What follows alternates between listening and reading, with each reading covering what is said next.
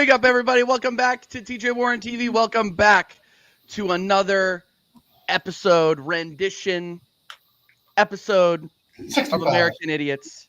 Number 65, the Independence Day Q&A. So that's, and honestly, who else better than to celebrate America's Independence Day than to welcome Jez back to the channel.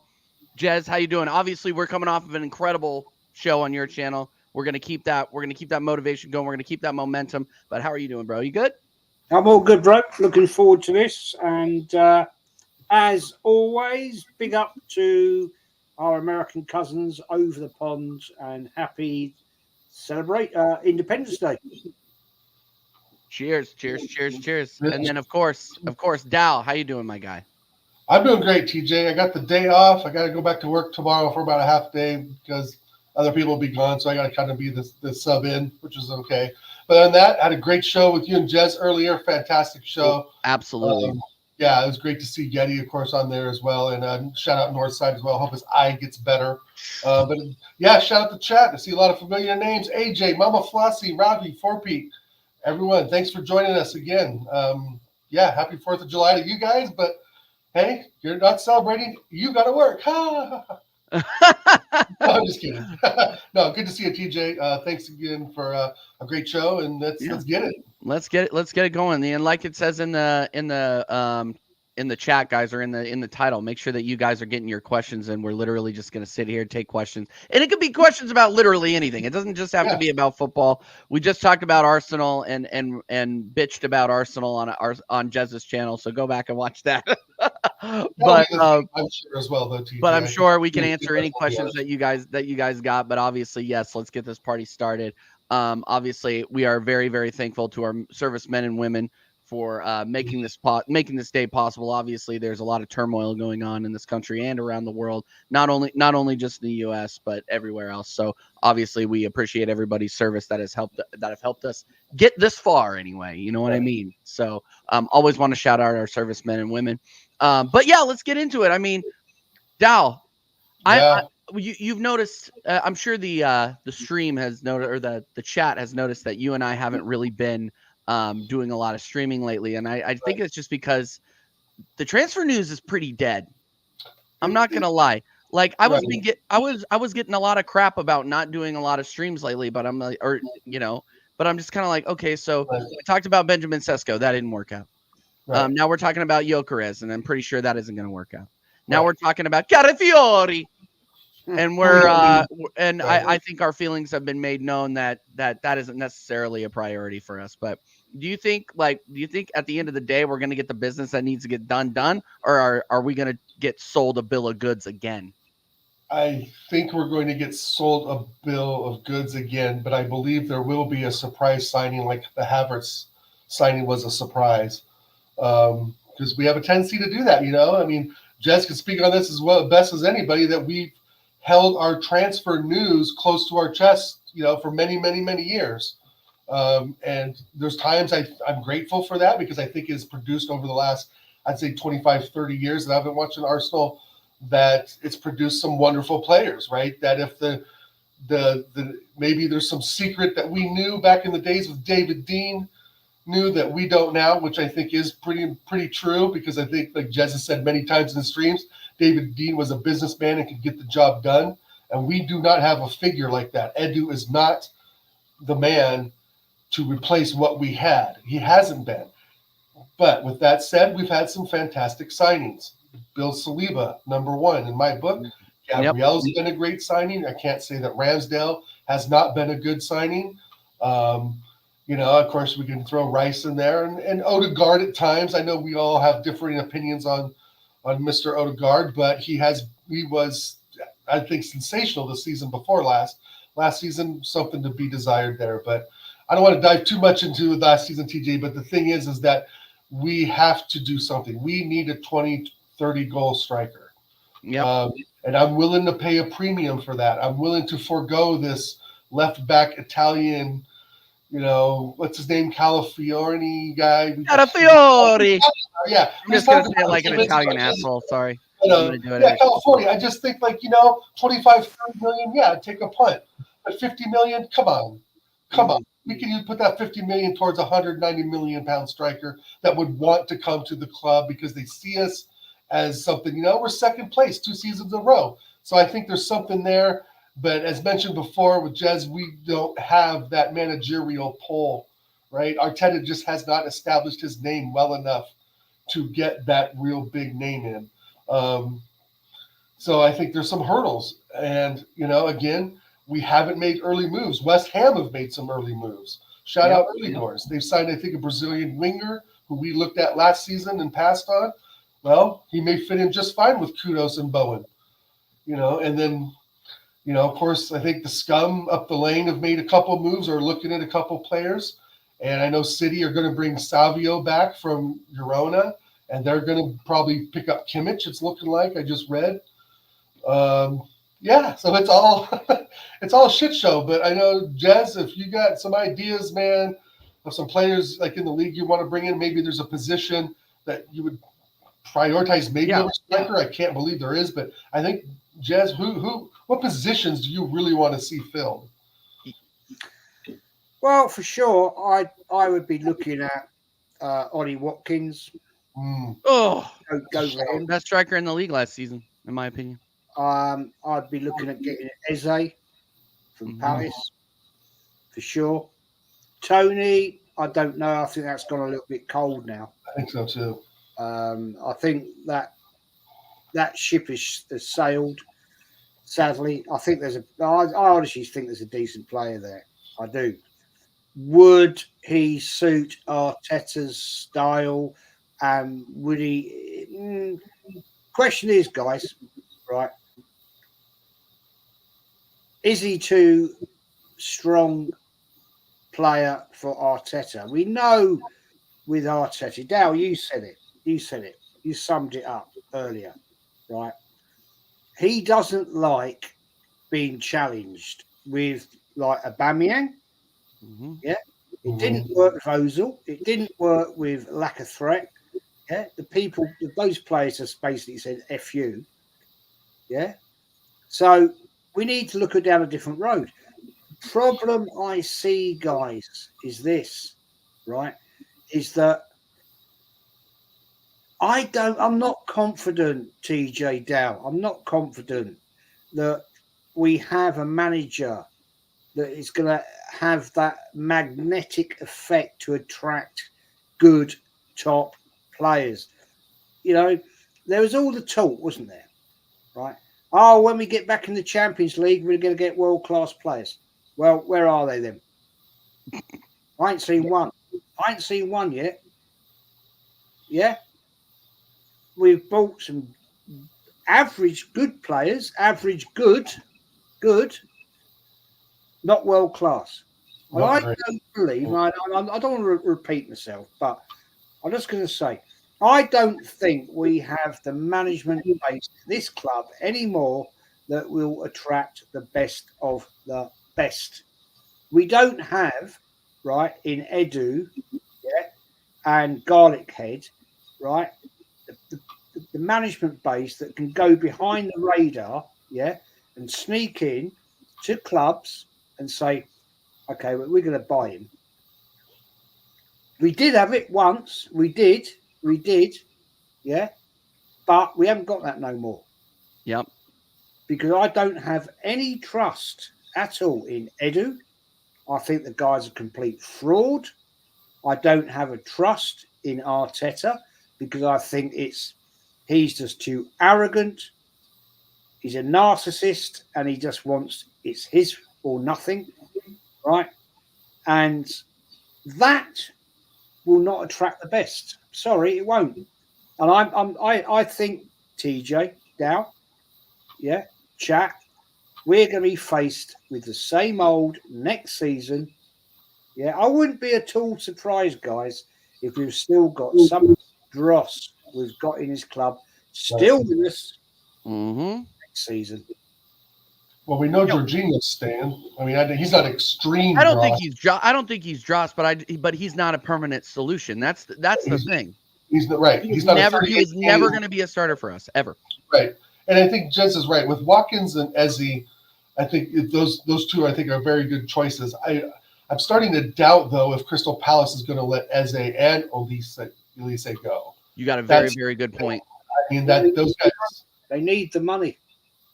Well, they got a very good. Well, yeah, they need the money. Yes, and that above all rides above. Excuse me, players staying at the club, I guess, because if you don't sell some of your big players, you're missing out on opportunities to cash in, right? And then you end up like Arsenal, that keep bad players, and as they dwindle down in price month after month, right? So but at the same time, Jez, don't you think Crystal Palace, if they were to sell Elise, let's say to Bayern Munich, because we know he's been linked to them, which I think has fell through, but I don't think it's dead. And Eze does decide to join a top 4 side, hopefully us, because I would take him as well in a flash. Don't you think that really destroys what Crystal Palace though have built themselves and the attack that they have? Because those two guys are the root of their attack. Yeah.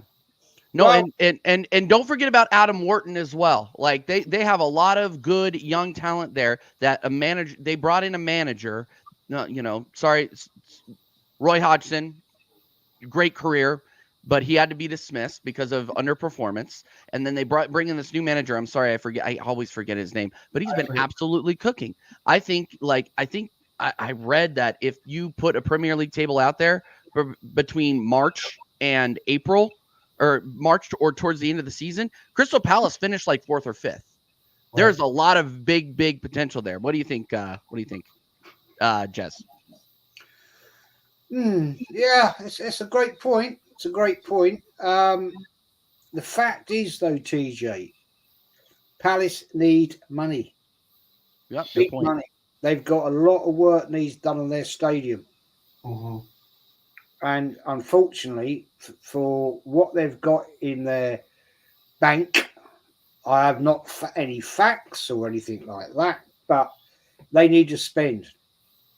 So unfortunately, they may have to sell. Arsenal, Edu, Garlic Head, get in quick and say, okay, we'll give you 50 million for Eze. Right. Don't mess about. Just get in there. Go in for Ollie Watkins. Yeah. Say, right, we want him. This is the money. How much you want? Right. We're not going to get ripped off, because the problem is, guys, we always go in like we are virgins in the transfer market. Yeah? Pretty much. Scared to death virgins. Nervous. I don't know how to talk to girls like at the dance. You know that kind of nervous level. Don't we? We go in and say, right, we want this player, and then the asking club, right, will say, yeah, 80 million. and then we mess about, and we go in with a stupid bid of 50 million, or we all know what in the past. It's an embarrassment with this club. The problem is, I think the problem is now, guys, everything transfer-wise is way too public. It didn't used to be like that. Because it's all over social media, isn't it? Yeah. And so it's all hyped up, this, that, Fabio and all that lot, put in this and that and whatever. A lot of it is to enhance the agent's fees. Let's get it right. Mm-hmm. Yeah. If we could actually negotiate as a big club, not like, an amateur club, we'd do far better, because we shoot ourselves in the foot every single time. We can get those players, but as I said before, guys, an hour ago, whenever it was, we're not attracting the world class, are we? No. We're looking, like you said before, we're looking average to good players. I want great. I've said it on stream after stream. Good players aren't going to win us trophies. Great players will. Or even good players that are played in the right positions. The whole Aubameyang thing, like you touched on before, Jez, was because he was playing the son of a bitch at left back. He's a striker, Arteta. He plays in the center of the fucking park. Like, he's not a left hybrid, left winger, left back that can feed the ball to Lacazette, who could not run at the end of his last season at Arsenal. So I have no faith in Arteta and Edu finding the European talent. I've said it before on the show, TJ. Edu may know the South American Brazilian market pretty well. I'll give him that. He probably knows his way around the Brazilian team, knows a player or two, a coach to talk to, etc. But when it comes down to looking for European talent, you know, let's say French talent, i.e. someone like Youssouf Fofana, does Edu even know that player exists? Does he know he's from the French team, right? Use another player like Sabitzer, right? Incredible Euros for Switzerland. Does Edu know that name is out there? So these are just two names. I'm sure he knows Ollie Watkins and Eze because it's Prem, right? Right. But looking in deep into, let's say, the German league, finding that player at, I don't know, Schalke, right? Or finding that player at Reims or some place like that in France, or going to Italy and finding someone like Calafiori, Bologna, right? And knowing that, yes, we are going to get jacked in price because we're Arsenal. But like I was saying with Yedion, they may be able to Calafiori for 30, 35 mil because it's Forest. And that's the problem I have with the way we do transfers as well, is that, yeah, we get jacked on price, but we're still willing to fucking pay it. Yeah.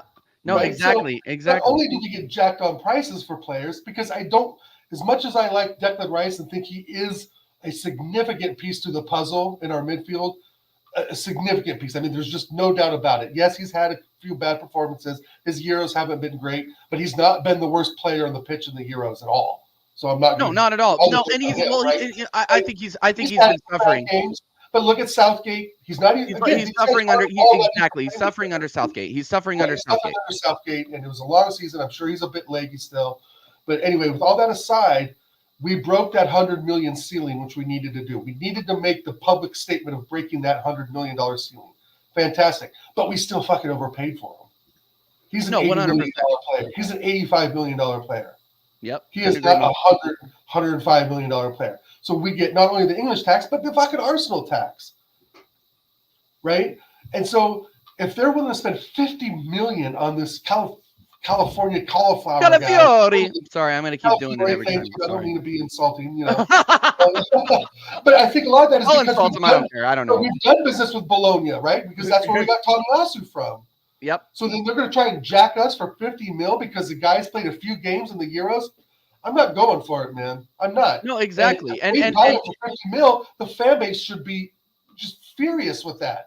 Because a left back isn't number one, not we need, and it's a lot of money for a no-name who has no Champions League pedigree at all, no Euro pedigree. Bologna's done nothing in the Serie A, but maybe got up the table 4 or 5 spots in the last 5 years.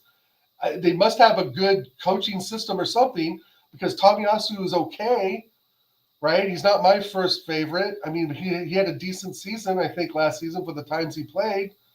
But 50 mil, you guys. 50 mil.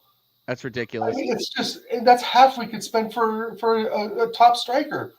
How much is Lautaro Martinez worth at Inter? He's got to be worth 180 mil. He's scoring goals for fun at Copa. Yep.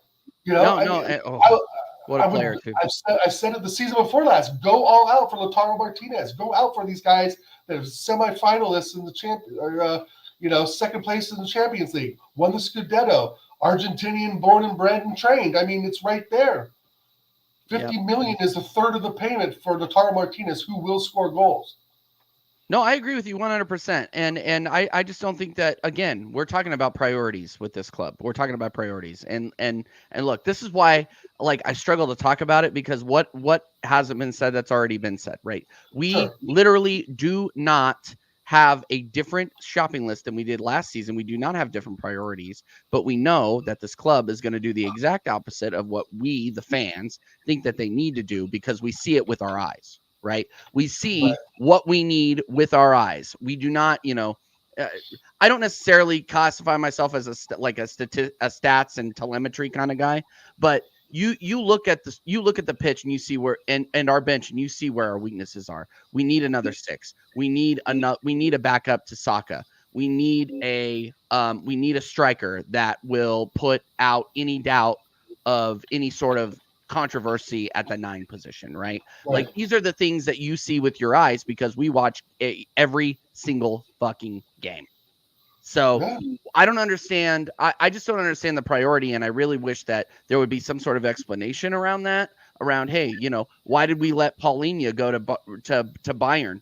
Sure, Like, why did, like, you and Dal, you and I messaged you about that immediately.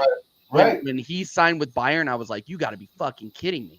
Like, But this look guy, at this, Paulinho's like, eyes. Is we he have Arsenal needed, or we needed a Bayern 9. Munich?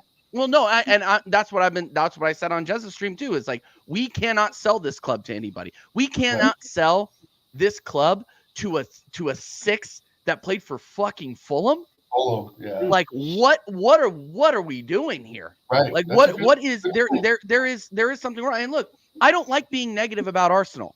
I love this club. I feel like I need to say that because I constantly shit on us. But look, like, the proof is in the pudding here. We had a chance to go out and get an experienced 6 that clubs like Bayern Munich rated, and we just let them go. You know what I mean? Anyway, but I need to call out the super chat. Big up AK4 Pete, by the way. And a happy Independence Day, he says. TJ, God bless America. Absolutely, God bless America. Yes, I think I speak for Dow when we say we love our country despite its many flaws. Anyway, all right, let's keep going. By the way, guys, this is a Q&A, so if you guys want to get your questions in for Jez, me, or Dow, feel free to do so. I will obviously star the best comments. But again, like, I really wanted to bring this up with you, Dow, and I want to get Jez's opinion too, because the Paulinho thing really set me over the edge. I'm not going to lie. Because you see that Thomas Partey cannot play more than 30-40% of the matches just due to the fact that he's injury prone. I don't know what is in the water at London Colney, but you might as well just pencil into the contract that you're going to get at least a month of injury pay, because it is absolutely insane how many injuries we see come into the club, especially in the midfield. You know, so my question is why are we not going out and getting players that have a proven record of being healthy, which this Calafiori guy, I think it was AJ that was putting it in the chat, has a terrible injury record when he's playing in Serie A. And I don't know. I'm taking you guys at your word. I don't watch Serie A. But if we're going after another player, especially another fullback that is injury prone, like, really, is that really the direction that we need to be going in at this point? Like, can't we just go in and get some solid players? And I'm not saying they need to be youth. I'm just saying that they need to be somebody that is solid, that can put in a shift and be able to be that, you know, that solid partner to Declan Rice. We didn't have that a lot last season. So go ahead, Jess. I think that this is, you just summed it up in the fact that we look at the average, not the best. Oh, this Calafiori guy. Yeah, I mean, I don't know anything about him. I've not seen him. It's all a load of baloney to me. But the fact is, we're looking at the situation. You know, and I said a year ago, years ago, Arsenal used to shop in Harrods. Big up Casualty FC. Now we shop in Poundland. Yep, because we haven't got the ambition, we haven't got the direction of saying we want the best of the best. We want the best at Arsenal. We used to do that, with Vieira, Pires, all those types of ilka players, Henri, Bergkamp, we used to have the best of the best. We didn't mess about. Now we'll go out and we say, right, okay, this guy's average. He might have an injury record, but we'll take him anyway because it will fulfil the role. No.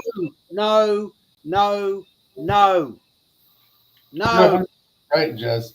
You're 1,000% right, and I still think it's kind of the Arsenal ethos to find a young player, right, and get him in at 19, 20 years old and teach him the Arsenal way, and then we'll take that left back and we'll invert him.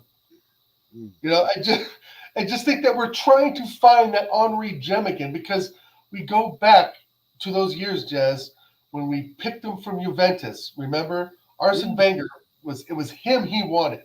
He had the vision for how he wanted to play, using Henry as a left-sided striker / hybrid type winger. Yep. Right? And over time, he drifted more inside, and then some seasons he was more outside, right? But that's what I think the ethos of the club still is, Jez, is, we'll take a punt on cauliflower, or Calafori, and we'll show them the Arsenal way. But they're spending $50 million now on those players, Jez, instead of 9, 10, 12 million. What do we spend for Henry? 12 million or less? Yep. 12 million around there, 13, 14 mil, right? So that 13, 14 mil in today's numbers, I think really is 45, 50 mil, right? Because I'm going back 2000, right? Henry came with us, what year was Henry? 98? 98, right. Same, right. The year before my daughter was born. That's right. So if that's the ethos of the club, is to try and find these gems that we can dig up, is we're always going to be going for these average names, right? Because we feel it's on us to get them average and make them great. But that philosophy hasn't worked for several players, right? No. What do you mean? I think Fabio Vieira has been awesome. Yeah, there you go. And I'm going before that. I'm talking Diaby and Andre Santos and Alexander Hleb, who was a decent player when he got in, and then he turned the shit towards his end of the reign as well. Fabregas, who's someone who I adored at Arsenal, and he decided to fuck off to Barcelona as well. And then he comes back and joins Chelsea, but that's a whole other thing. But the thing is that with Fabregas, is that when we got him at 15, 16 years old, he was pretty much already that prodigy type midfielder. And I can't really say that we made him that, because Barcelona, he was at Barcelona, he was like 7, 8 years old. So, I don't know if Fabregas is really in that conversation that much, but, how happy we were to buy an Alexis Sanchez. We were happy to get an Ozil when we first got him in for 42 mil, which I thought was a master stroke at the time. Those two players in mind, that we didn't have to unearth them, right, Jez? They were already pretty much superstars. Alexis Sanchez was often on the bench at Barcelona, top player at Udinese before he went to Barcelona, and that's why they bought him. And we got, I think, the best years out of Alexis Sanchez, right? Other than that, he's kind of faded off now. After that, he faded off, yeah. Right, but my point is that we spent decent money on on good buys. So and that's why I get angry when I see cauliflower for 50 mil, because it goes against what we did when we bought Alexis Sanchez, when we were able to pick up Ozil, even though he was only good for 2 seasons. But we were still able. So you get Ozil in, that leads on to the next player coming in, right? Oh, Ozil's there. Alexis Sanchez is there. Oh, there's something going on at Arsenal. But Arteta, I think, has lost a lot of that. The only saving grace is that we've been coming in second now 2 years in a row. Santi Cazorla. Another one. When he came in, he was already a kind of a finished article on the way. And he improved the team immediately. Yep. We didn't have to do all the humbo jumbo of, getting them up the Arsenal way like we're trying to do with Eddie Nketiah. We've been trying this with Emerald Smith Rowe for seasons, and it's done nothing. Like, that's when you have to realize that the ethos or the system they're implementing, there's something flawed with it.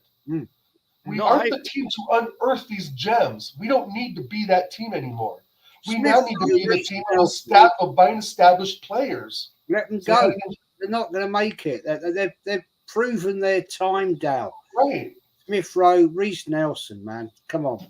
Yeah, right. And now we've held on to them so long. They're like TJ said before, it's like a used car on a car lot.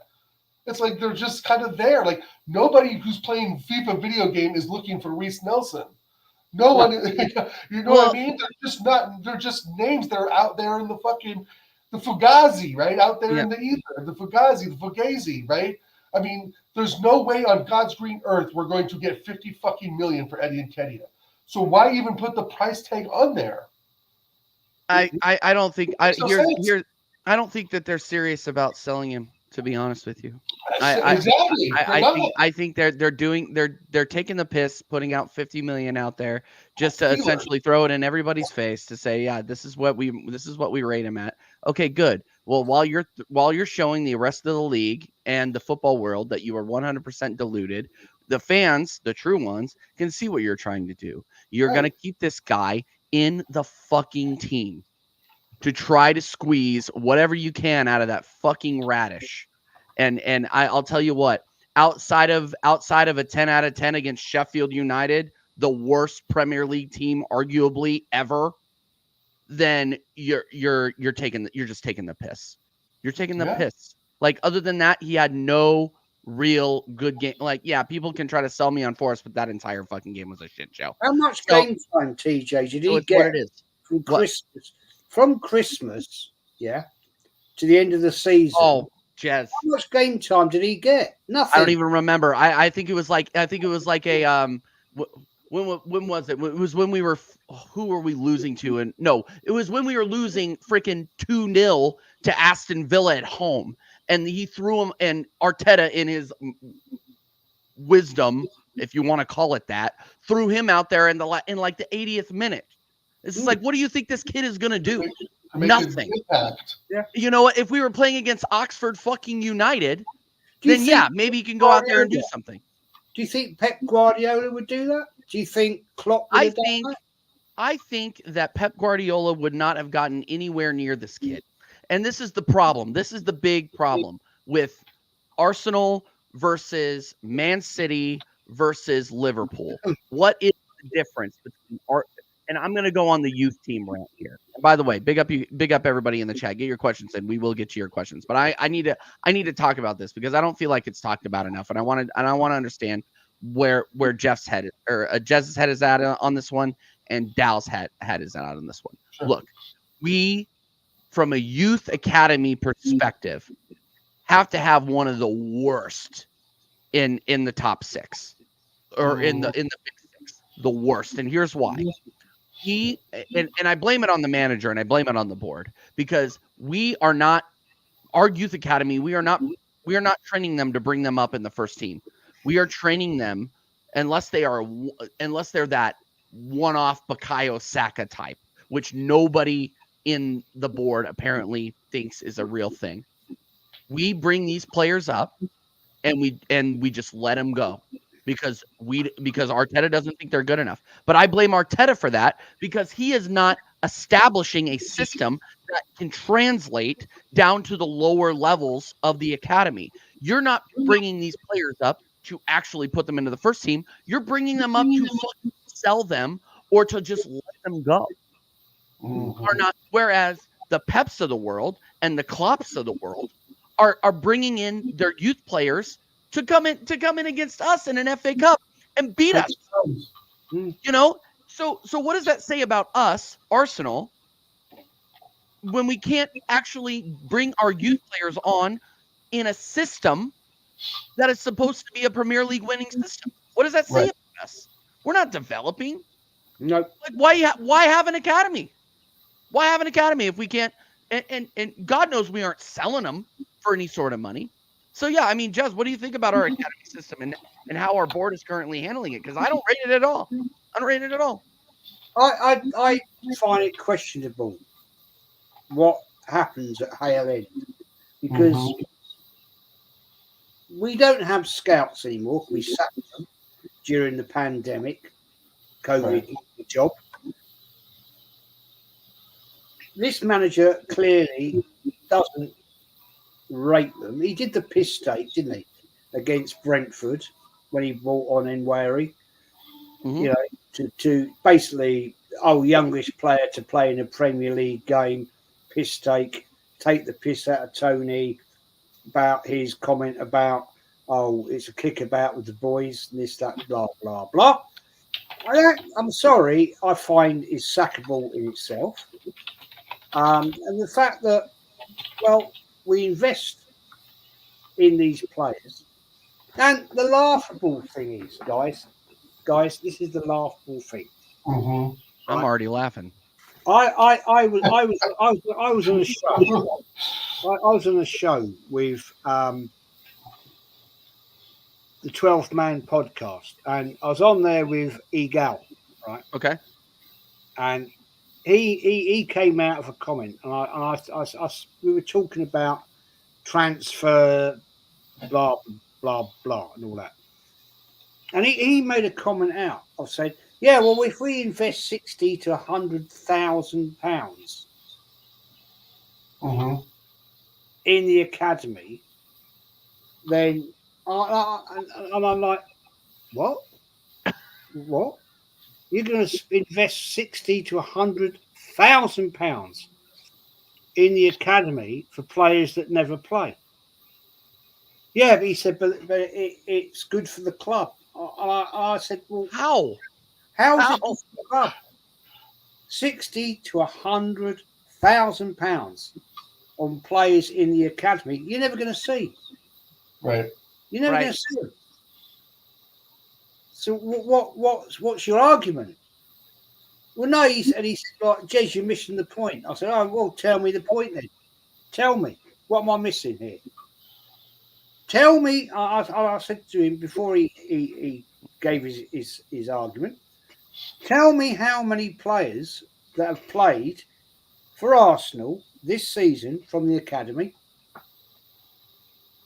Name them.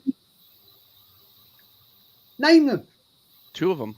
Yeah. There were two of them. It was Ranieri and what's his name? Oh God, I'm forgetting him now. The right winger we played for 2 minutes against in the Carabao. Go ahead, sorry. It was a Sosa guy, I thought, a left back or something.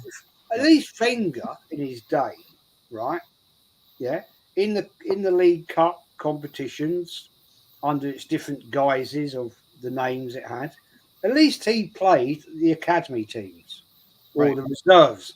At least you call it the reserves. He had seasoned players on the bench if Arsenal got in trouble. But when we went to the cup fight, the League Cup final against Birmingham City, at least he stuck with the reserves. He probably was wrong, but he fair play, respect. He did it right because they'd got Arsenal to the League Cup final, and he stuck with them. I mean, Fabregas was begging him to start in that game. Mm-hmm. Okay, and all right, we lost, so you can question his judgment about whether he should have stuck with the reserves. But this guy Arteta, he doesn't have any faith. Nope. I don't see any players coming from Hale End. I mean, we've had players, right, that have come through, gone out on loan, yeah, come back and sells them. Serge Gnabry. Serge Gnabry. Oh my God. And the other guy, the young striker went out on loan to France. Can't think of his name right now. Yeah, he came back. Lucas Perez. And he sold him. Lucas Perez, right? Balogun too. I mean, Balogun hasn't been doing much for the U.S., but I mean, I just think you give that guy a little bit more time, he could cook for us. But then again, that just might be my DJ. He was kicking it up in France, man. He was kicking it up. He was while he was on loan. Yeah, he was really kicking it up. It's just like I think in the right system that players like Flo Balogun can absolutely cook, and I don't think he got a fair shake. We keep Eddie Nketiah, who scored what 5 goals last season. Yeah. And we didn't see him, and he went into hiding, or Arteta had him kidnapped or disappeared or something between the months of January and May. You know, because Nketiah played more and did shit, and so Arteta was like, "Yeah, son, you're done." It's an indictment on the board, and it's an indictment on Arteta the fact that we're not moving or evaluating these youth players. Like these are. I truly think it is a problem. Where at Liverpool you have the Harvey Barneses and the Connor Bradleys coming in and just slotting in and absolutely showing that they can become superstars. You know what I mean? Pep the same way with Oscar Bob. Like, what are we doing here to where we cannot bring players through the academy and show that we are actually a team to go to? And here's another thing too. We talk about bringing in world-class players, right? Who in England, who is a top footballer, like young footballer, wants to be like, you know what? I want to go to the Arsenal Academy because I have a dream one day of lacing my boots right next to Bukayo Saka and Declan Rice. Nobody's doing that because they don't see a fucking path. Right, but I think the roles were reversed. Let's say if we were City and won 4 trophies, did a 4-peat like our friend AK here, then that's a different conversation. And if we would have won something significantly in the last 5, 6, 7 years, the views of those players of Arsenal would be different. Yeah, that's the problem. We have won nothing but 3 FA Cups in 20 years. 4 FA Cups, Jez, in 20 years. That's the issues. We're not on the radar of the big 9, 10, 11, 12 European clubs. I mean, we can all name them. We can name 10 of them on our hands. United, Chelsea, Liverpool are 3 right there, including City. There's 4. You throw Inter in there. You throw Real Madrid, Barcelona. There's 8. You throw in you can throw in PSG. There's 9. AC Milan. There's 10. Right. So the list. There's 12, 13, 14 clubs that the top players are only looking at, and Arsenal is not on that list because we've won nothing. Yeah, I mean, I think we would see better players at the club if we would have won something in the last 3 or 4 years. We'd be, there'd be more for an Osimhen. There'd be more substance for these players to look at and say, oh, there's really something there. We're now in, we're coming out of 22 years of a continual manager who agreeably, we had highlights with them and we had lowlights with them. But the problem is we did not replace that person adequately. Nope. No, I agree. So that's why I'm so frustrated that we've got Arteta over Carlo fucking Ancelotti, who went to Everton to get a job. And we chose Arteta over him only 2 reasons. Because he was a cone boy for Pep and because he put on the number 8 for Arsenal for a couple of seasons. What other reasons would we have to hire this fraud? And we let Carlo Ancelotti slip through our fingers, who's gone on to win numerous Champions Leagues and titles. He took the Everton job because he wanted something to do, probably just to get away from his wife for a while. Speaking of Don Carlo, he's currently in Montana, which we have photographical evidence of because he Jez, did you ever watch that show Yellowstone? Yeah. Carlo Ancelotti was taking pictures outside of the Dutton Ranch yesterday. He's out there in Montana. You know where that is. So what I'm gonna say is the U.S. government needs to kidnap him and put him in charge of put him in charge of the U.S. men's national team. Don't let him go back to Real Madrid. That could happen as well. And let's not forget. And AJ says, let's not forget, we struggled in the whole city. I think it was a 4-0. We were getting thumped, Jez, and we came back and won. Aaron Ramsey and Carstola doing their thing. And I guess my overall point is that, we've been down this road before. We're trying to unearth gems like we did with Henry, Fabregas, etc. And the thing is that I don't think that system or ethos of the club works anymore. We need to spend the money. We need to get the names in, and we need them to perform. I'm looking forward to the football this season, of course, and doing shows with everybody and getting up in the morning, having my breakfast, watching the Arsenal. But I am not as gassed as I was, I would say, last summer, trying to build off of what we did this season before. I just feel like we're not making moves. We're not going to make any significant moves. Arteta's got the squad of yes men that he wants so far. And, if we get a striker in, I still think we're going to see Havertz at left mid. But today, Arteta's put it out there that we should have won the league. Well, why didn't you win the league then? Right. Midfield against Villa. That Owing press that it will conference. work. That press conference. First of all, let me shout out this super chat real quick. Big up Benito Saleto for the super chat. He says, "Get your win the dog merch, guys." Look, I don't need any plushies. Okay, I'm a 35-year-old man. That's a 16 I don't need any win the dog plushies. But anyway, but big up for the super chat though, guys. Seriously, and if you guys appreciate any donations to the channel, obviously, really appreciate it. AK4 Pete really appreciate it as well. Look, guys, like. At the end of the day, we're not in a position to be like, oh yeah, no, we're gonna demand these big names, right? And look, I understand where Dallas is coming from in terms of and it's part of the reason why I haven't been doing a lot of Arsenal content is because like how many of these rumors can we actually take seriously? How many of these we talked about Benjamin Sesko, and thank God we dodged that bullet because he stunk for Austria. Stunk in the Euros.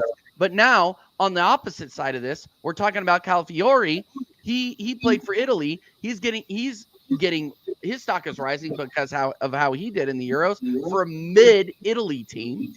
Like, and this is what I can't look, this is what I can't say about the fan base. And I'm not a guy that calls people out for how they support the club because people call me out for how I support the club all the time. But if you're going to go out there and you're going to use, your social media platforms to big up a player that you have not watched, like what are you really doing? In all reality, you're upping the stock of this player you've never actually watched who could actually be a bum. You know what I mean? Like Connor had a really good point yesterday, and I want to bring this over to Jez on this. Is like this could just be the next Amrabat. You know what I mean? This could be a guy. No, I'm serious. He goes out. Exactly. No. He goes out there. He has a good World Cup. He goes out there and has wins the Conference League, and or he didn't win the Conference League, but he went to the Conference League final. Showed that he could play, goes to United and gets injured, and when he does play, he stinks. So it's like these international competitions rising the stock of these players, and then all of a sudden, all these Premier League Big Six teams trying to jump on them, man. I'm just trying to look, let's bring in people with a consistent record. So Jez, what do you think? Like the Calafiori signing, what do you think of this link? And do you think is it just being bigged up by social media? Because that's my opinion. I'm not trying to put words in your mouth, but yeah, man, I totally think. I mean, I watched you and Connor last night on your show. Great show. Yeah, I mean, it's to me, it's all bullshit, right? I've seen so many people bigging this guy up, and as you said, probably 95%, 98% of these people have never, ever watched him play. Consistently. How many people, right? I don't doubt you are. I doubt Dal is that watch Serie A. I watch the big Italian matches like Juventus and Inter, but that's about it. Yeah, you're not watching. You're not waking up early to go watch Bologna. It's Sassuolo, no, not at all. I mean, come on, people, get it real. Yeah. It's all hype bullshit because you get somebody, right, who's a big YouTuber or it's a big press person, sticks it out there. You get all the little mutants, stick it on their Twitter and everything else. And everybody jumps on it, and it's all bullshit. I've always said, right, until I know about the player, I know nothing about this fella at all, okay? Until I see the player actually at the Emirates with a shirt on, yeah, then I don't believe any of it. Yeah. No, I'm with you. Same old bullshit every single year. And Arsenal have got to be the best PR club in world football. Easily. Got to be. They must have the best PR team. that the Cronkies have hired Mm-hmm. anywhere, because it's all bollocks. Simple as that. And I'm fed up with it. And I don't listen to any of it. I don't watch any of it. I'm not on Twitter because it's just full of little kids and mutants that just do it for their clicks and likes and everything else like that. I'm not interested in any of that. I believe in facts. Facts. I can talk facts. TJ, Dow, people in this chat can talk facts. Right? We are real people, right? We're not little mutants. We're not ones that talk bullshit. Yeah? We talk the real talk. Facts. Yeah? And that's it. And until we get rid of these idiots, it's going to, well, we never will. We never will get rid of them because it's social media and the world is social media. But I don't believe any of it, guys. Sorry. Yep. No, it's fine. And by the way, we have a special guest in the back. I did pass the link to my friends over at American Waffle, so they may come in. So the resident Liverpool fan of the American Waffle, I'm going to go ahead and introduce him. Coming back to the American Idiot Show for the second time, we got Mike Doss. Oh, Hey. AKA Tom Selleck. And I don't How's it going, understand why you Dal? say Doss is the greatest, because you're good. How are you doing? You're not. I'm good, man. I'm good. Listen, I saw my name and I was just like, how can I make myself look like a douchebag? And so I just put it's the greatest. No, 100%. Doss, welcome to the show. Happy Independence Day to you, of course, my friend. Absolutely.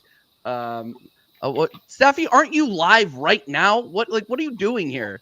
It's like this freaking guy. Anyway, all right. No, so we're taking questions from the chat. Obviously, guys, if you have Arsenal questions, if you have Liverpool questions, if you have questions about anything, just go ahead and put them in the chat. I did highlight one from AJ that I wanted Dal to answer here because he commented on it during Jez's stream earlier. He says, questions, please, Jez, or please, gents. What are our first preseason game in 24 days? Doesn't this show that we are happy with second and that us fans should get ready for a second top 2 or top 4 battle again next season?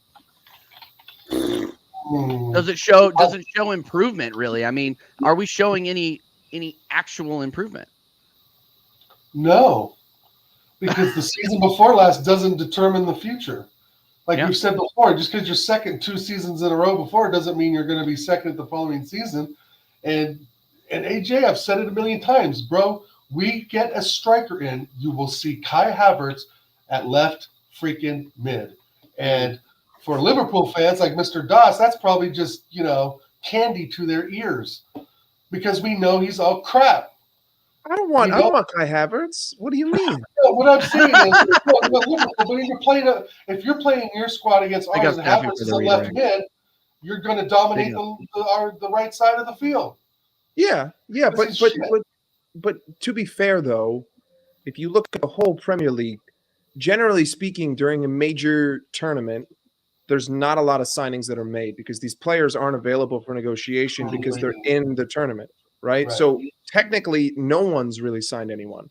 Like I haven't heard much about City over the past 3 weeks. I haven't heard much about Liverpool, Arsenal, Tottenham. I mean, I know Tottenham signed Archie Gray, but he's a Leeds player, right? So that doesn't really count or facilitate as a major signing.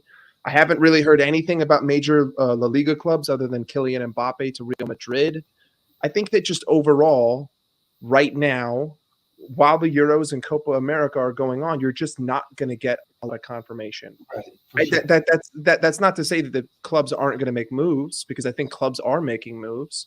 Like I know that you guys reached out to Calafiore, but so did Chelsea, and I know that there's plenty of people who think that Juventus already has it wrapped up and it's just needs to be signed, sealed, and delivered. But I think that the time, because of the fact that the tournaments are right now kind of in the middle of the summer, the time to freak out isn't until like August 1st. You know what I mean? Because we like I don't know what goes on when these players are there. I don't know how many of them talk to their agents while they're with their national team, and most of the players who you want are still in these tournaments.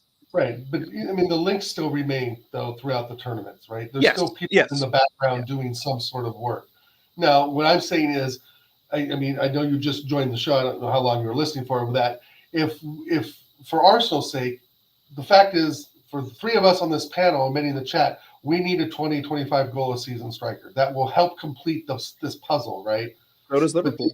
I'm bringing up, and a few other people, is if we get that striker, that puts Havertz specifically probably at the left mid position, which last season was a complete joke for us. So the problem that we face is not only are we going to spend the money on the striker if we're looking at 50 million left back Italian, which you're right, if Juventus are halfway there, he's probably going to Juve, would be the smartest move anyway for him. And then second of all, so if we do have the money to get that striker, where does that leave Kai Havertz? How does that fit in? Because the surprise signing of Kai Havertz put the whole freaking squad in the turmoil before we went to Dubai. And what we don't want is out the gate is coming out, winning 2 games, drawing 2, and losing 2 in the first 6 matches, right? Because then we're back to where we started last season. And this season, we probably will not have a trip to Dubai. So I guess what I'm saying is if we don't spend the 50 million on the Italian left back and we put that into a striker, we get the striker, whatever name that is, that we are going to see a weakness at left mid, because my suspicion is that's where Arteta will put Havertz. And I have a massive, massive problem with that. Agreed. Yeah, 100%. 100%. No, I agree. Oh, yeah, and we got a question for you, Das. Question for Mike. When did you discover your love for Liverpool? And I don't even think I have the background on this. When did you become a Liverpool guy? When I was in the 5th grade, this kid named Harry moved from New Zealand, and he was a Liverpool fan. And I remember I was at his house, and I think there was some major game during the 2005 season that I saw. And so I just kind of picked Liverpool as the team that I would always play in FIFA, but I never really started seriously watching until 2013 when I was in high school. And then obviously 2014 was probably the first season where I was full on into the whole thing. And then we botched the league with Gerrard slipping it to Demba Ba. And then from that point, once Jurgen was signed in 2016, that was my freshman year of college, I was just, full regalian. So I'd say I would just say I was a Liverpool fan from 5th grade to high school. And then I actually started watching. And then by the time college came around and we actually got good, I was really into it. So, I definitely have my fair share of heartbreak, but no one else in my family watches it. And pretty much no one I know in person watches it either. So, it's always kind of just been something that I followed. And I've been playing FIFA since FIFA 04. So I always liked the game, but I never seriously followed it until high school. Yeah, I think that's the case for a lot of Americans too, is that we attached ourselves to the game and then we grew to love watching the actual sport from there. That's just how it is for a lot of the youth, especially. Oh, and by the way, I see Safi in the chat. Big up Safi for the raid. Really, really appreciate it. Guys coming over from Safi TV, make sure that you guys are smashing the likes. Make sure that you are subbing to Oregon Goon and you are subbing to Arsenal the History and More. Jez right here below me. So make sure that you guys are doing that. Link is in the title. I was gonna come to Jez with this one. AJ is coming in with the fire questions today. Simple. Doesn't this summer prove that Arteta will definitely bin cups again, especially with the extra Champions League games coming in next season? Because don't forget, the Champions League is expanded. So yeah, it's group stage now, right? Yep. It's a league format, and then top eight advance, and then the lower leagues have to play, or the lower half of the table have to play each other to move on to play the top 8. It's a weird format. I think we've discussed it a few times, but Jez, what do you think about that? I mean, are we positioning ourselves to win the trophies again? Mate, it's quite evident to me that Arteta focuses on the league and hasn't won it twice on the bout. So that alone is a sackable offence. He stated today, we should have won it. Well, why didn't you win it then? Because your failures cost us. You cost us, right?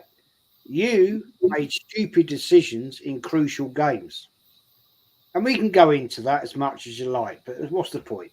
At the end of the day, Arsenal want, I'm sure that Arteta's directive from the board is Champions League. And I wouldn't be at all surprised, guys, if once again we capitulate in the fourth round of the FA Cup and probably in the Carrier Bag Cup, and we challenge for the league. And let's get it right here. Let's get it right. We have not got the squad to win the Champions League. That proved it. And it's a different format, as you quite rightly said. Quite different. It's a new format. It's the Swiss, what they call the Swiss format. I don't know why they call it that, but there you go. It's going to be an awkward one, right? We're going to be pitched against the best, depending on what rating you get. So,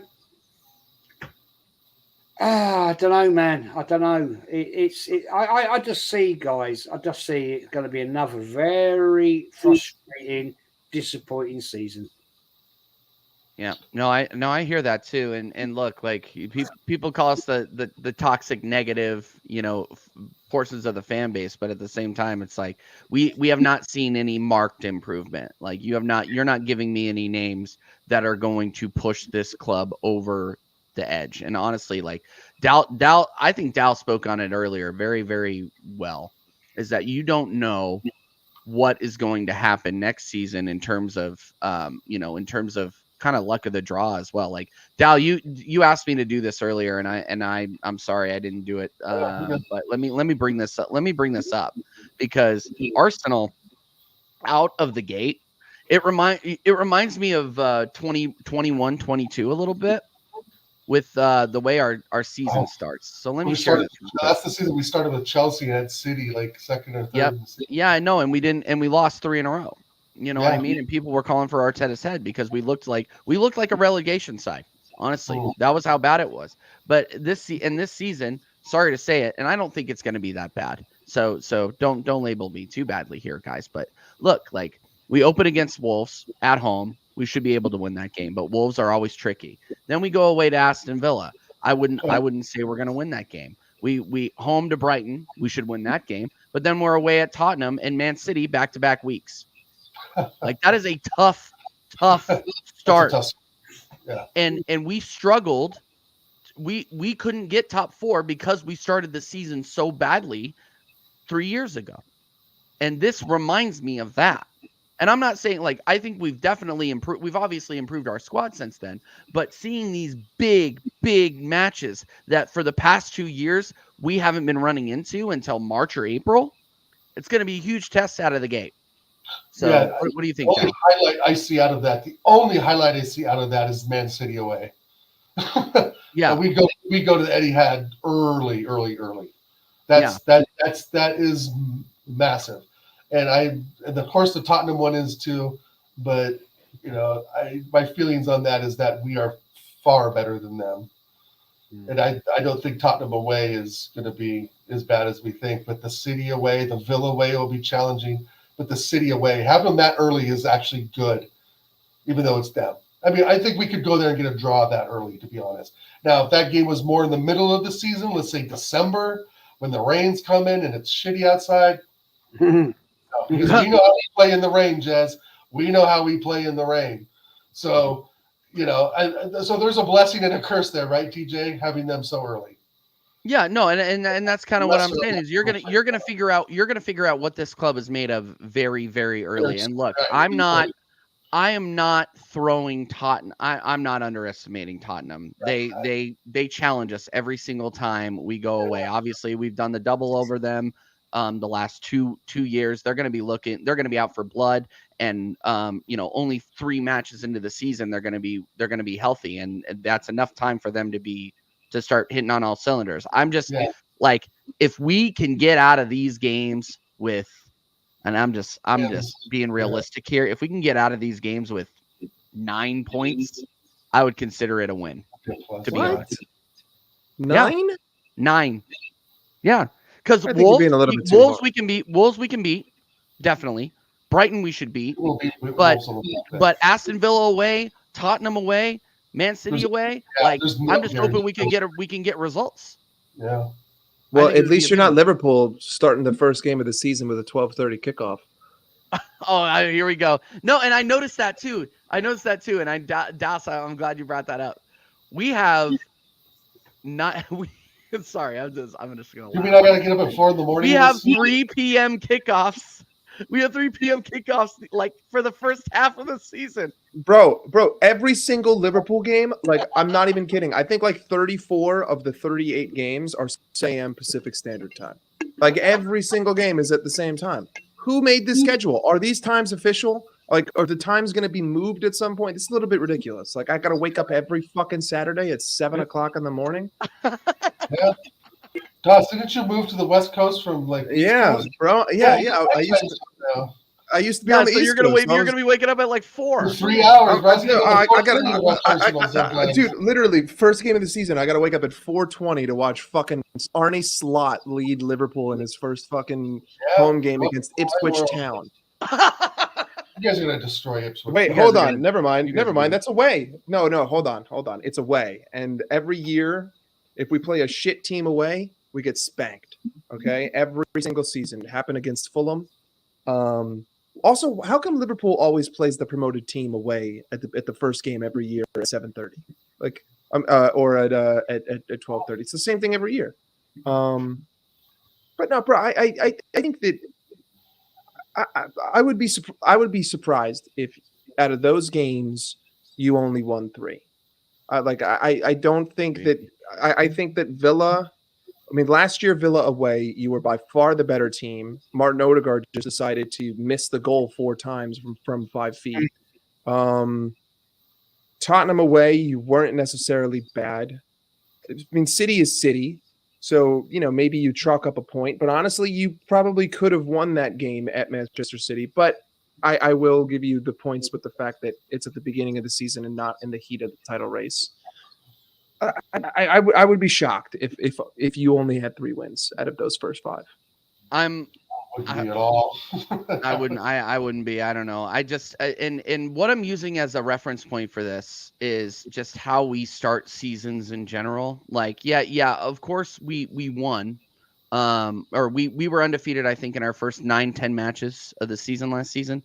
But the football was not convincing. And who were we actually playing in those matches, right? Who did we play of consequence? I think we played Forest, Bournemouth, Sheffield. Yeah, like we were playing teams that were middle of the table, off the top of the league or off the top of the season. So I'm just saying, like, if we play those games the way that we started against the Forests, the Crystal Palaces at that time, then we're gonna get beaten, or we're not gonna get the full 3 points that we need to actually compete. Like, and look, my opinion is that a loss or a drop in October is just as bad as it is in May. So, but people just disregard it because, oh yeah, no, don't worry about it. Pick it up on to the next. We have 33 more of these things to go. It's like, no, like we can't think about it like that. We have to win every game. I gotta slightly disagree with that, only because the positioning in the table is so different, right? I know what you're saying. Like 3 points dropped in October, similar to that, let's say in March or let's say April, right? But the difference is that the table's kind of decided. So if you drop points in April, like you're dropping points, because I think in October, I know this sounds weird and crazy, but there is that opportunity still to make up. Yeah, no, I'm just saying, like, it's pretty much concrete. Like, I hear what you're saying. It's just like, but people don't really. Maybe I just think about it in a different way. No, I'm just saying. Like, look, I'm gonna be devastated if we draw. I'm gonna be devastated if we draw at home against Leicester City. Like, just give you that example. And I don't think that's gonna happen. But people need to consider that every single point counts. Remember when we lost at home to fucking West Ham United, and we were sitting here on this channel after that match saying that's the league, and it ended up being the league. Right, and we were still pretty, I think, deep into the season though too, right? So every Right. 1, 2, 3 points, 1 or 3 points matter. I Jamie Vardy dagger, yeah, no shit. What do you think, Jez, when you see those? When you see the beginning 6 matches of the season, what does your instinct tell you? I'm just looking here now at the games. I have to say, actually, I big up respect to you guys for the stupid hours that you get up to watch these. Seriously. Yeah, Seriously. I've been up many times at 5, Yeah. 6 in the morning. I have to give you my respect. I really do. Crap. Essentially. It's a bloody nightmare for you boys. Yeah, it's gonna be. Yeah, okay. I talked about this a few weeks ago when I saw the fixtures come out. It's going to show something of what Arsenal have got. Have they got the balls to actually go for this and actually prove they can get it over the line? It's going to be a quick, hard start to the league. And that will show whether Arsenal have really got the kahunas to do it.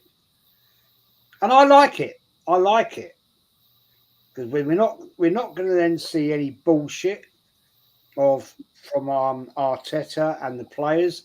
They're going to have to go out hard and fast and kick arse. Yep. Tottenham away, City away, right? Villa, yeah, not easy games. Even the Wolves game won't be an easy game, right? That won't be an easy game because it's going to be a start of the season. They're going to come out fighting. They want to prove a point, and it's going to be right. Let's see what Arsenal really are about. Let's see what they've got. Yeah.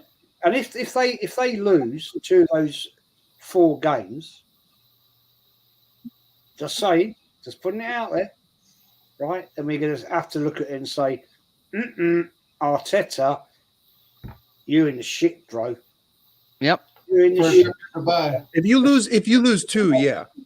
If you lose 2 games, I would agree. Yeah. If you pick up draws and you lose none, I'd say more like let's keep our eyes on the horizon here. But if you lose 2, you pretty much set yourself up for the next 34 games. You can't lose more than 2. So you have to essentially be almost perfect for the rest of the season. All the pundits and all the real talking heads of the Prem say you cannot lose more than 4 games total. Well, I mean, I'm in agreement. I believe that. It's going to show whether Arsenal have got the bollocks to get through this or not. Right. That's a good point. It's going to test Arteta. It's going to test him to say, right, okay, we're up for this. We're going for this now, right? Yeah. And if we win 2 and lose 2, then I have to question and say, where are you going to be at Christmas time? Yep. And if that's the situation, then sorry, buddy, you're out. You're done. I mean, I want him out anyway. You know that. Yep. He ain't doing anything. I'm putting it right to you right now. Yeah, I don't want him here. I don't think he's going to win shit. And I don't like his attitude. I don't like him as a manager. I didn't like him as a player. He was bang average. And so at the end of the day, you either, fella, win now, this season, or you're done. No, I agree. And not to interrupt you, Jez, but I mean, we were saying the same thing last season, and I'm going to say it on this channel, and I said it on your channel as well. Is that I think a lot of the fan base are going to start calling for his head, and I'm talking about the fan base that haven't traditionally done so. We're just not to put us on a pedestal or anything like that, but we've seen this coming for a long time, and I get a lot of shit when we're in second place and I'm calling for this guy's head. But you see the light at the end of the tunnel, and that's not the end of the tunnel. That's actually a train. And that is a train that means no trophy again. Yeah. So yeah, I'm just saying, look, at the end of the day, we need to see we need to be getting like what I would say at least 15 points from our first 5-7 games. Yeah. And if we drop that challenging of a schedule at that point in the season or that beginning of the season can put our heads down very, very quickly. So and what have we said time and time again about this manager is that if we go into a tailspin, it's very, very hard for him to pull us out. And we're not going to be able to go to Dubai in October, guys. We're not. Right. So it's we're gonna really see what this, as just said, we're gonna see what this team is made of very, very early.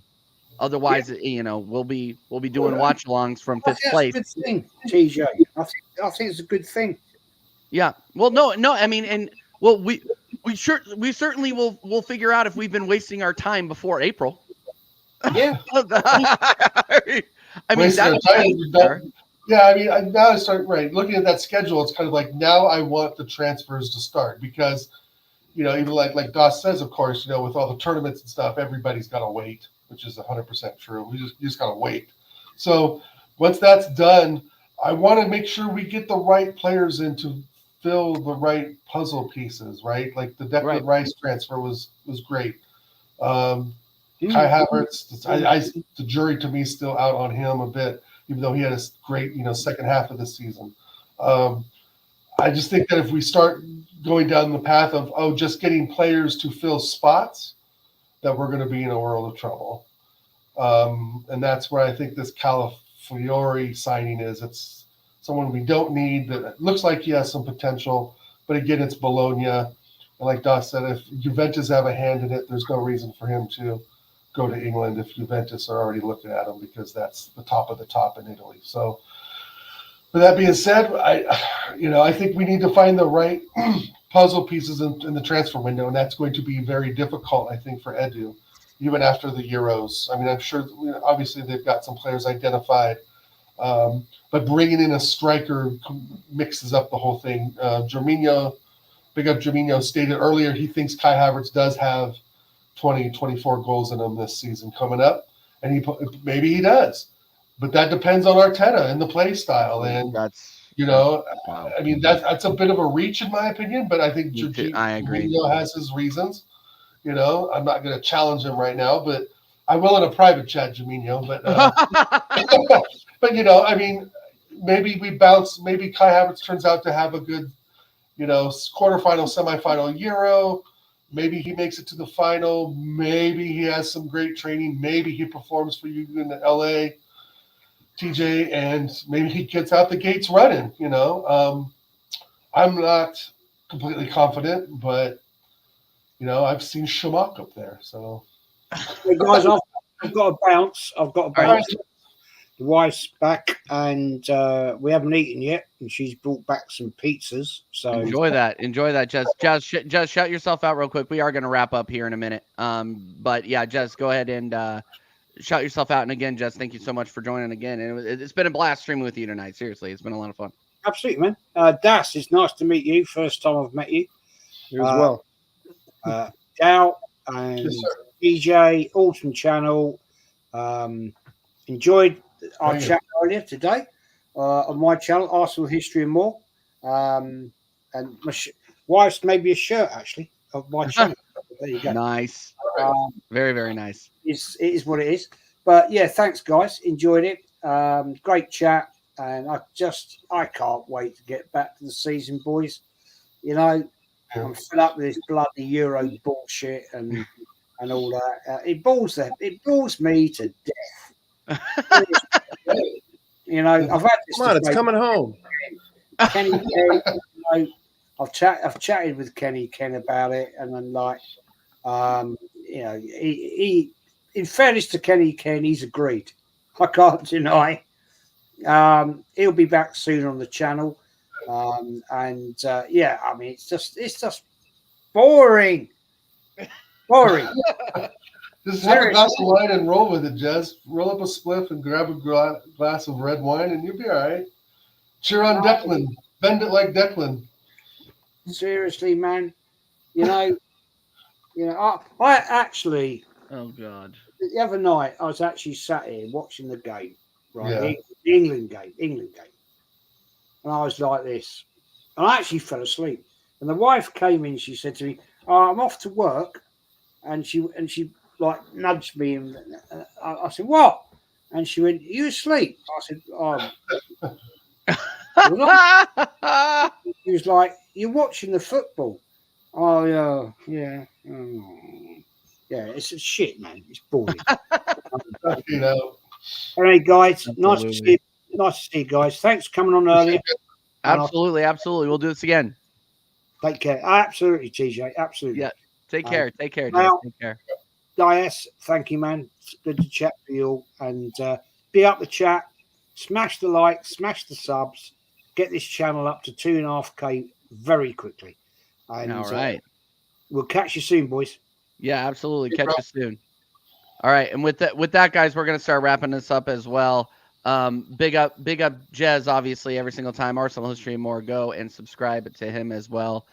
Big up everybody that's in the chat as well, wishing us a happy motherfucking Independence Day. Yes, absolutely. I'm gonna be going. On Independence, you mean Domination Day? No, Oh, see, here we yeah. go. Here we go. No, Here's yeah. a By the question. way, it's Here's not a coming home. It's question staying on that- vacation. By the way, go ahead. Go ahead. Now. Forky had a great question for you. How do you see America progress in the future? Yeah, okay. We could okay, here's the thing is this will be the last question that we answer and then we're out. Well, Yeah. right now we have our decision between a giant douche and a turd sandwich. So, you know, if I'm going to be honest with you, I'd rather eat than go hungry. So I'm going to have to go with the turd sandwich. Which one is which? I don't know though. So that's the thing. I can't tell you who's the turd sandwich. I go along with, I think, Doss, because I can understand people grow old, and I understand that, you know, sometimes old folks get their words minced, but I can't see myself being on the side of someone who tried to steal my vote last time. Yep. No. They tried to take it away. Tried to take my vote away last time. And someone who drew a fake hurricane path with a Sharpie. Let's see, and won't help veterans. Yeah, that's the guy I am not voting for in any way, shape, or form. And I'm with Mike. I would rather eat a turd sandwich and vote someone who gets their words mixed up than someone who did all the things above. Go ahead, TJ. And I don't know if you're talking about the US men's national team or actual America. But AK4 Pete, if you're still in the chat, Berhalter out until the end of the world. But America, you know, we have a big decision to make here, and hopefully the idiots are outvoted like they Hold were. on. So C cubed. My vote has never mattered. I've only ever lived in dominantly blue states. So I live in a dominant red.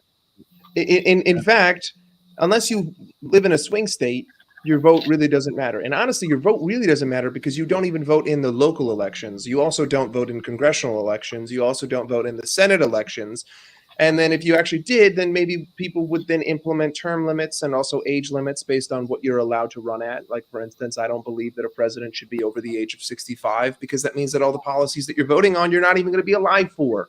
I don't believe in lifetime congressmen because, again, if you're 85 and you're voting on something, you're going to be dead in 5 years. So why the fuck should I have you be voting on something that's going to affect my life? So no, none of our votes, unless you live in, like, I think there's like 6 states that actually matter. And unless you live there, like your vote doesn't Ohio, matter. Pennsylvania, Wisconsin now. Florida, Georgia now. You can play Georgia now. Yeah, no, and it's one of those things, and then we're gonna try to wrap up, guys, because I gotta get out of here. But look, at the end of the day, I believe in democracy. And if this goes another way, we will take one large step towards authoritarianism in this country. You know, the United States, we put ourselves on this pedestal of being this beacon of democracy, and we are trying to, and there is a certain faction in this country that's trying to subdue it. And that's just my opinion. We don't necessarily talk about politics on here very much, but that is my opinion. And if you like that, if you don't like it, I don't care. If you do like it, I honestly still don't care. So as for Team USA, we're fucked. So yeah, we're done. We're out. Now you have both your possible questions are answered. There you go. Absolutely. All right, Dal, shout yourself out, man. Let's get the hell out of here. I got some fireworks to watch. It's well, for me and Doss, it's still 2:15 in the afternoon, so we got a whole day left. TJ, I know it's closer to 4 your time in your evening. Yeah. So what are your my TJ's Oregon good? I was just curious, TJ, what are you guys doing for the 4th? You going out drinking? We're going down. So the World War II or the World War I memorial is in Kansas City. Okay. So we're going to go down there. They got a fireworks display. They got food trucks and all that stuff down there. So we're going to go down there and do that. We got Happy Valley Park, which is a pretty big park, tennis courts, basketball courts, kids shit, all that. They have a concert and a festival, and then they'll have shows that I'll be able to watch fireworks out our bedroom window, which will be fantastic. Other than that, I'll burn some stuff up in the driveway, have mom and dad over for some drinks, probably in a couple hours, and that's about it. I'll be thinking of you guys, though. Absolutely. My American friends, 4th of July, let's fucking get it. Yeah, absolutely. Doss, what are you doing? Oh, no. Going with the flow. Okay, well, that's fine. That's fine. Are you like in LA or what suburb are you in? If you don't mind. No, I'm in Westwood. You're in LA. You're in Westwood?